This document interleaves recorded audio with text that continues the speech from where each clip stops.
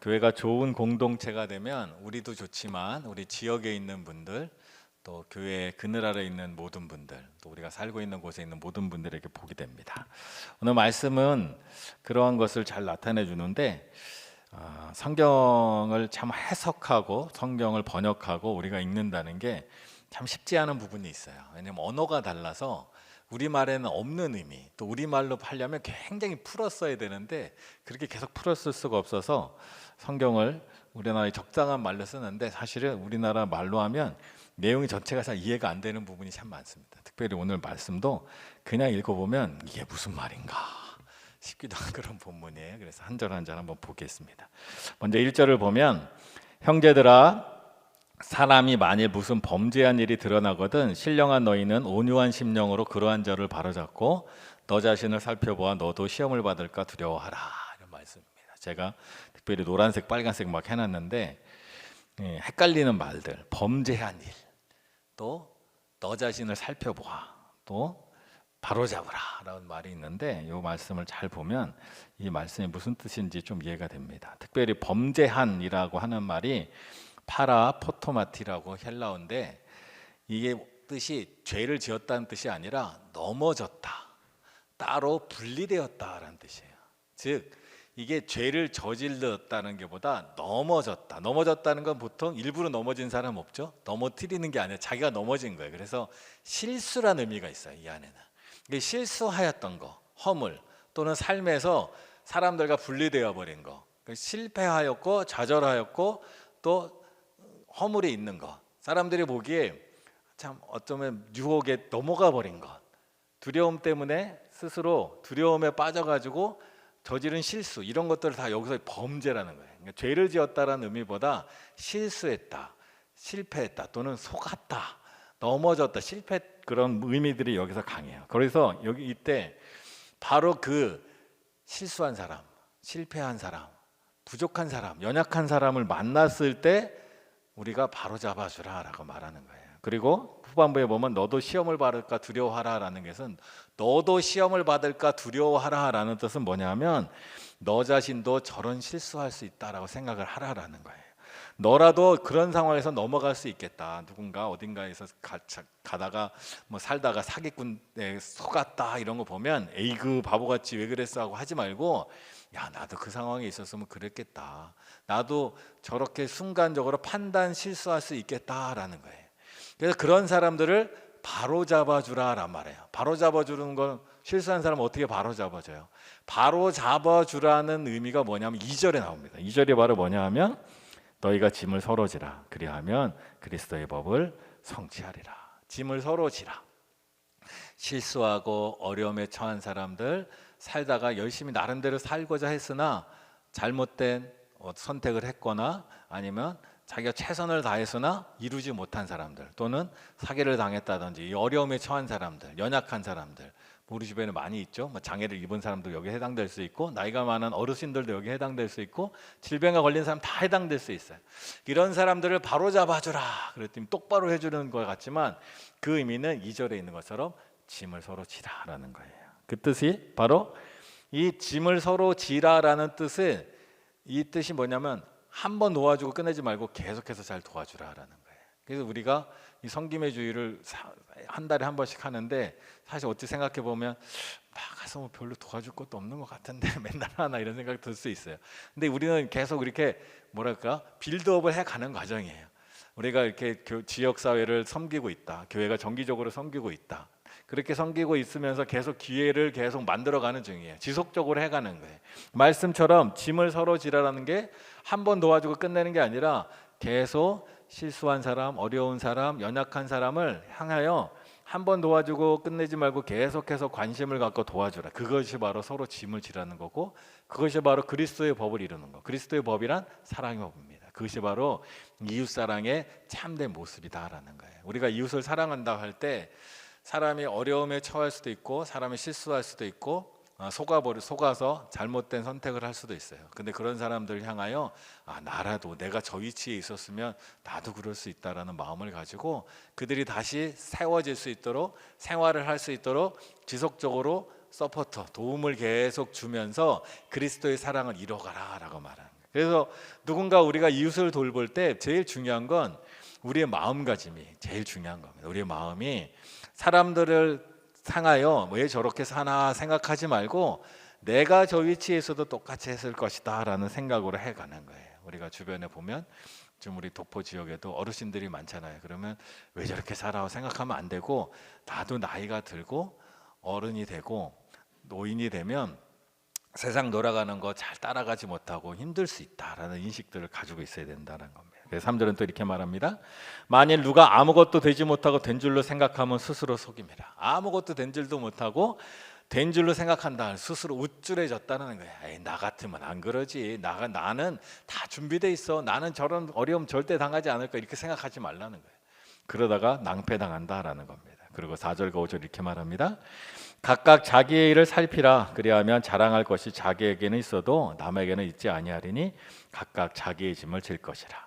다른 사람과 비교하지 말고 우쭐대지 말고 자기에게 맡겨진 일, 나에게 맡겨진 직분을 조심스럽게 잘 살펴서 행하라라는 뜻이에요. 즉 주변에 어려운 이웃을 만나면 그 사람을 보면서 아유 난 저렇게 안 돼서 다행이다 하면서 우리 우쭐대는 마음을 갖지 말고 나도 언제든지 저런 실수할 수 있으니까 나의 삶도 성실하게 해나가고, 그리고 우리가 하나님의 사랑의 법, 그리스도의 사랑의 법의 직분을 맡았으니까 그걸 어려운 사람들 만나면 이것이 마땅하다 생각하고 잘 도와주라라는 얘기예요. 그래야 공동체가 세워지는 거예요. 교회 안에서도 충분히 그럴 수 있어요. 우리가 교회 안에 있으면서 왜 저거밖에 못해? 왜 저렇게밖에 못해? 라고 사람들을 얼마든지 비난할 수 있어요. 나는 할 수 있는데 저 사람은 못하는 것처럼 보이니까. 근데 그게 그리스도의 법이 아니라는 거예요.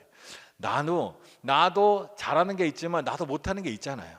상대방도 마찬가지예요. 이것을 잘하는 것도 있고 못하는 것도 있어요. 그래서 저분이 이거는 잘하지만 이건 못하는구나 생각하면 당연한 거예요. 그래서 못하는 게 있으면 내가 도와주는 거야. 그것도 한 번만 도와주는 게 아닌 거예요. 지속적으로 도와주는 거예요.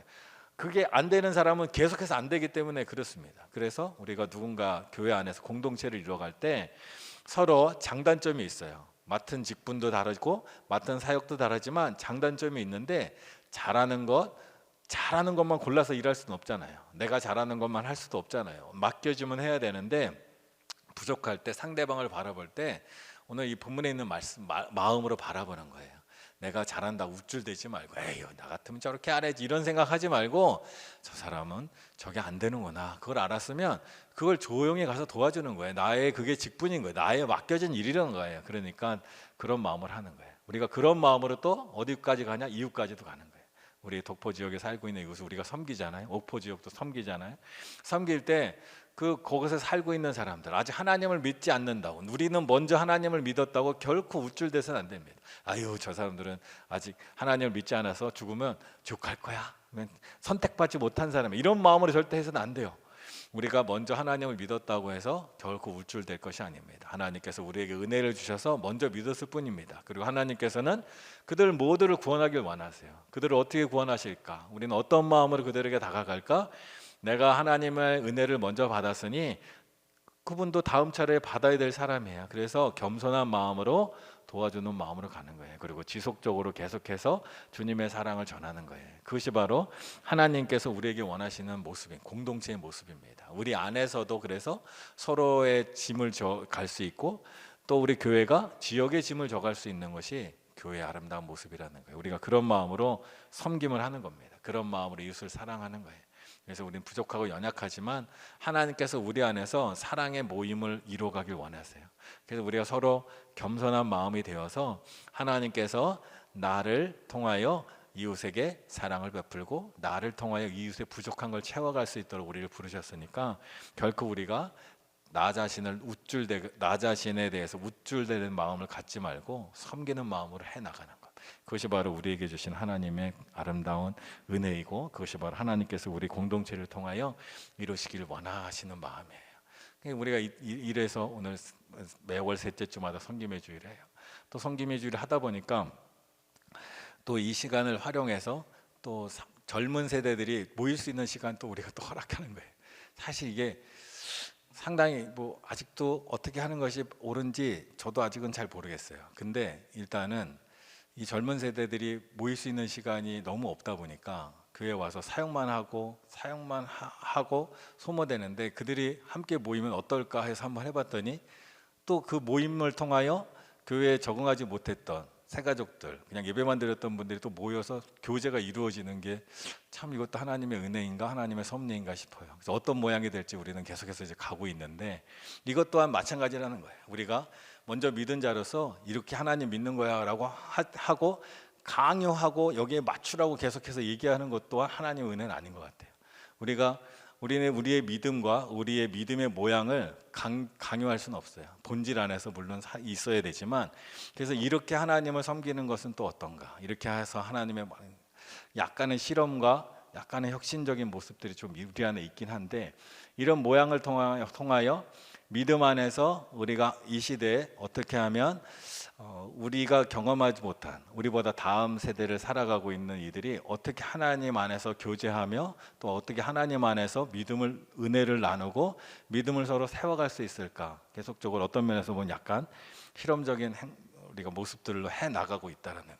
그래서 조금 놔둬보는 거예요. 어떤 모습으로 갈까. 근데 믿음 안에서 서로 사랑하고 교제하며 서로 돕고, 또 이전에 또 우리 작년 세대들이 갖고 있지 않은 또 믿음의 모습들을 그 젊은 세대들이 해 나가는 거 보면서 하나님께서 어떤 모습으로 갖고 갈까, 우리는 계속해서 저는 또 관찰하기도 하고, 우리는 또 도와줄 것도 도와할 것도 돕고 한다는 거예요. 그래서 우리가 오늘 이 마음으로 오늘 본문에 있는 것처럼 사실 이 번역 자체가 굉장히 어렵다고 말씀드렸잖아요. 이런 모습들을 보면 때로는 실수할 수도 있고 잘못된 선택도 할 수 있어요. 그런데 교회이기 때문에 실수하면 큰일 나, 실수하면 안 돼, 이런 마음보다도 그래 한번 실수해봐, 젊으니까 그래 한번 실수해봐, 잘못된 길도 한번 가봐, 그러나 우리가 보호해줄게, 우리가 지켜줄게, 믿음으로 우리가 세워져 갈 수 있도록 우리가 품어줄게, 이런 마음으로 우리가 다음 세대를 품는 것 또한 아름다운 모습이라는 거예요.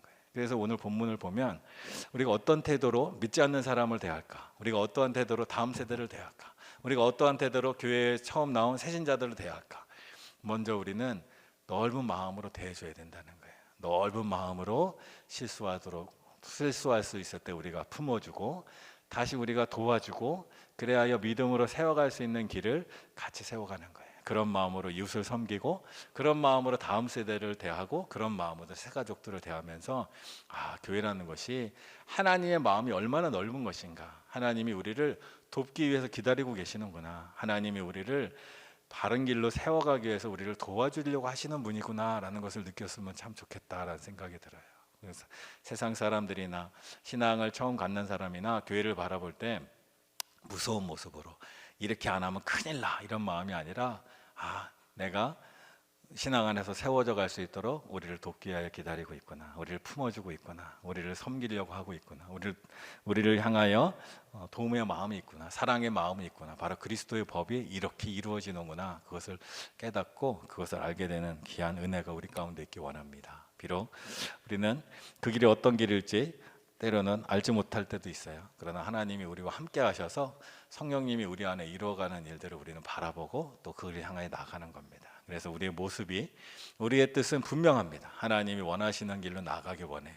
그 모양을 우리는 하나님께서 잡아가시도록 따라가고 하나님의 뜻 안에서 이루어져 가는 거예요. 그래서 오늘 본문에 있는 것처럼 하나님께서 우리를 서로 섬기고 서로 아름답게 돌보는 공동체로 부르신 겁니다. 그 부르심 안에서 서로를 용납하고 서로를 돕고 또 서로를 섬기면서 아름다운 공동체, 그래서 이것이 바로 서로의 짐을 지는 공동체, 믿음을 새롭게 세워가는 공동체로 우리가 날마다 나아가기를 간절히 축원합니다. 기도하겠습니다. 주님, 그리스도의 법이 어떻게 이루어지는지 우리가 하나님의 은혜 안에서 서로를 섬기고 서로를 돕고 서로를 품고 서로를 하나님께로 인도할 수 있도록 아름답게 서로 짐을 지는 공동체로 세워지길 원합니다.